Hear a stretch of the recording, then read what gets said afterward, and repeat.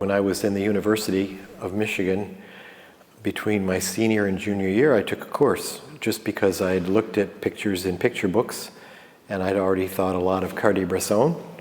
And I took a course and boom, the first day I loved it.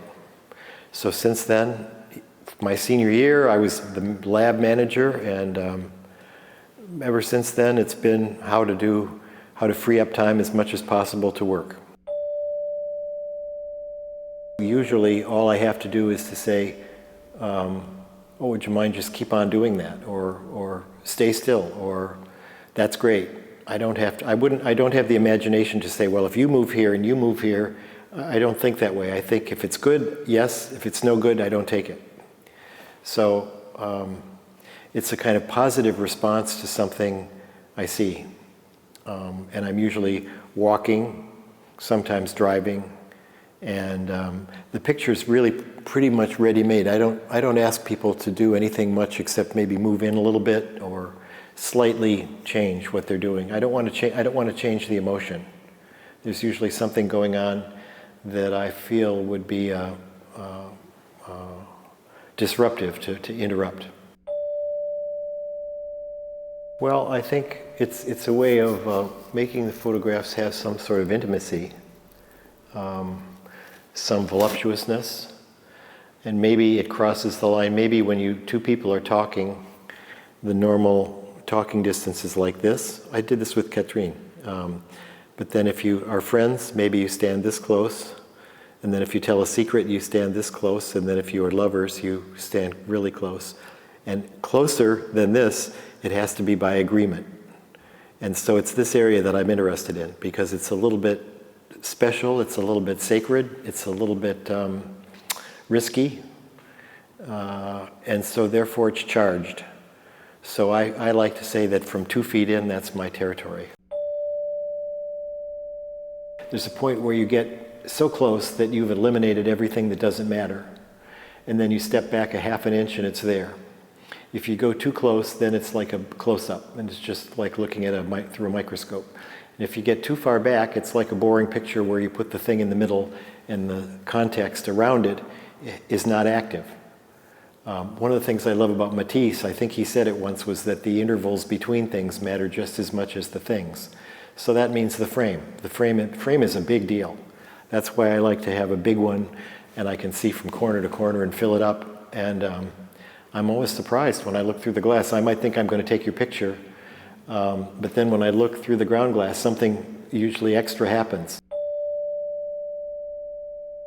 How do you fill a frame with just one person, interestingly? How do you fill a frame with something still and singular, and by definition, you can't have a lot of stuff in the frame? How do you do that interestingly? That was a challenge. I mean, most portraits, have just sort of empty space around them, and they're boring. They're boring. I don't know how August Sander did it. I think not a lot, but I think some of Richard Avedon's pictures are a little dull formally because they're just white space, and the white space doesn't have any shape. It doesn't have any, it's not part of the picture. Some it is. It's the ones where it graphically makes sense, like a cut glass, I love those. But the ones where it's just a head in the middle of, or a head and shoulders in the middle of the frame, I don't think that they're that interesting. Well, I'm an only child, and I was the first male to come into the Brown family. Bibi's the oldest, and I was the first one to come knocking on the door and saying, I'm going to take this one away if she'll come. And so I'm fascinated with siblings. I'm fascinated with the way they look alike and aren't alike. I always have been. So to be in the middle of it all was pretty interesting. And they received me wonderfully, like a brother. We're very close. So I was photographing buildings at the time. And one day, kind of for the hell of it, just like a lot of my things, they just sort of come, I really trust my instincts. I really trust being open to something that comes up that I don't think is up there. If it comes up and I have a question, I've learned to keep the door open to it because there's my unconscious or some part of myself is wanting that to come out. And so I've learned to accept it, even if it's awful. So I just on a whim, I said, "Why don't we take a picture?" The Brown family pictures were all of them as 4 little members of a team, dressed alike, standing in order, smiling. And in the beginning, they actually offended me because they seemed like lies. It seemed like it was using my beloved medium to tell, a lie. They're not all happy. They're not all alike. I've come to know since then, though, that that's their way of saying they love each other, to show those pictures. I didn't get that in the beginning. But anyway, their idea of being photographed was this sort of stiff thing that their parents, like the stage set kind of pictures where they were controlled and the emotions were controlled. So when I said, no, just be yourself and give me what there is, be present as you like. And they did, and the picture came out and we all liked it. I liked it, they liked it. The Museum of Modern Art liked it. I showed it to John Sharkowski. And then the next year, one of them graduated from college. And because they had dresses on, it was unusual. 2 of them had the same dress on, which was completely by chance. And I thought they looked cool together. And so I just, again, on a whim, I said, gee, that picture we took last year, why don't we take another one this year? Stand in the same order, let's just do it. So they did, and I didn't really have any idea of there being any more until I saw the 2 side by side, and that's when I thought, okay, we got to do this forever, if I can. And so they pretty much agree and let me do it. There's one that doesn't like it very much, but sort of does it for the greater good. And I think one's so-so about it, and BB and the other one love it. None of them, the others, are artistic or have are culturally sophisticated. So they don't really know about the museum world that the pictures exist in too much. I think to them, they're really pictures of them. To me, they're pictures of them, but they're also pictures of 4 women that I'm telling a kind of story about, a long-term story. And it doesn't matter who they are.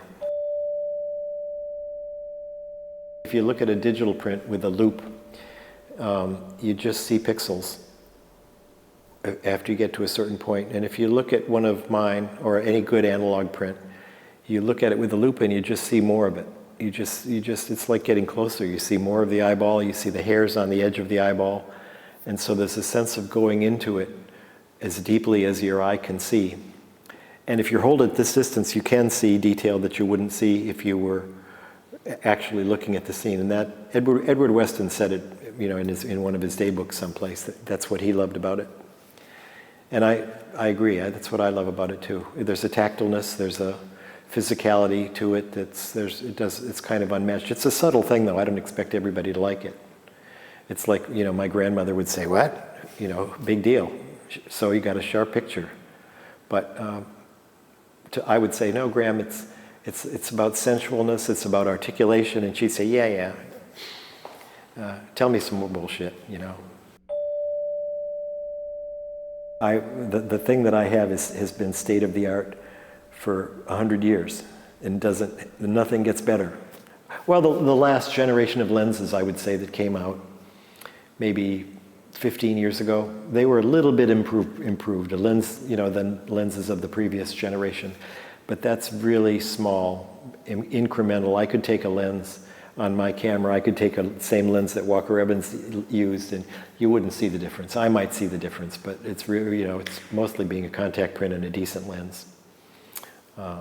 And that technology's been the same as, Timothy O'Sullivan used, photographing dead people in the Civil War. And I kind of love it that it's the same technology. I don't want to be like a Luddite, but I love it that the same eloquent, articulate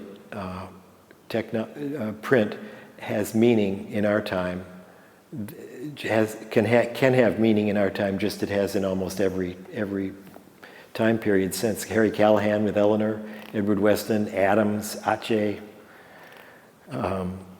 Charles Marville. Almost every period in photography has had somebody who uses something like an 8 by 10.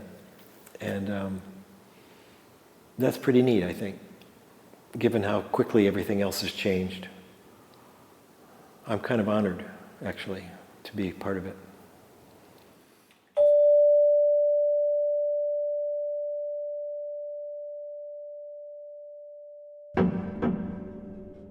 Standalone, ideally, harder to do, harder to endure. Reality, I don't know about theory. I don't have any ideas. Fiction, stories are more interesting than the truth. Oh, improvisation, of course, no question.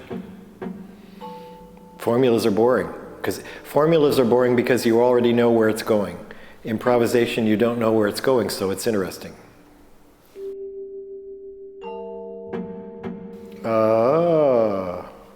Future, because it's more unknown, has more scarier, more exciting.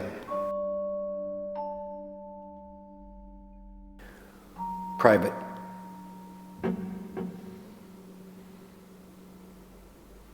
To become more calm and to become better.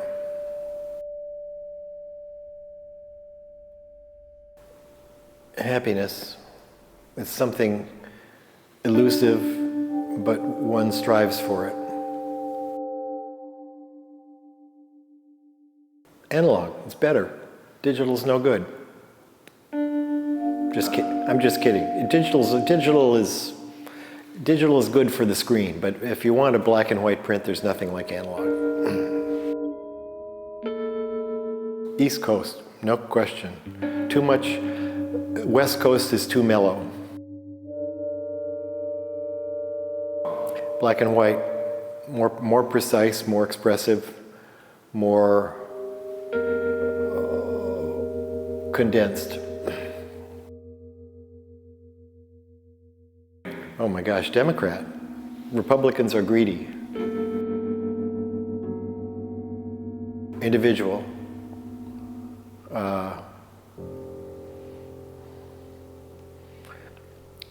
Groups can be stupid. Groups can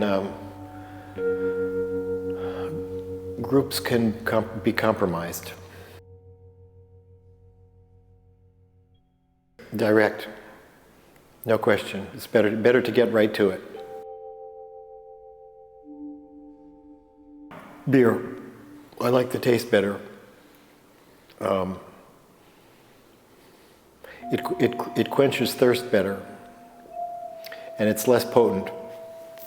You don't get drunk as easily. Dog. I love dogs. I feel like I'm a dog sometimes. I feel like I look like a dog sometimes.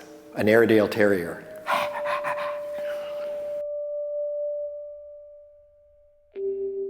Chardonnay Matisse, oh my gosh.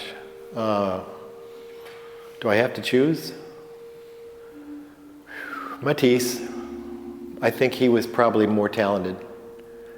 And there are probably more masterpieces in his whole life's work than there are with Chardin, but I hate to choose. Beach. I love the sun, and I love the ocean.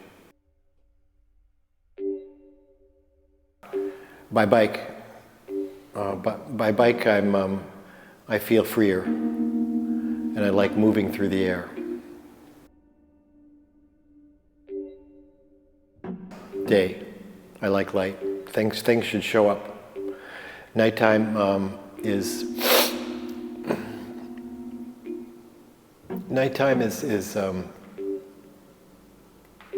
scary sometimes. Nighttime is hard to get detail. Just like if you photograph at night, it's hard to get full detail. So experiencing the night, it's hard to experience it as fully as it is to experience the day. The night is partly about what's not there, but the day is about what's there.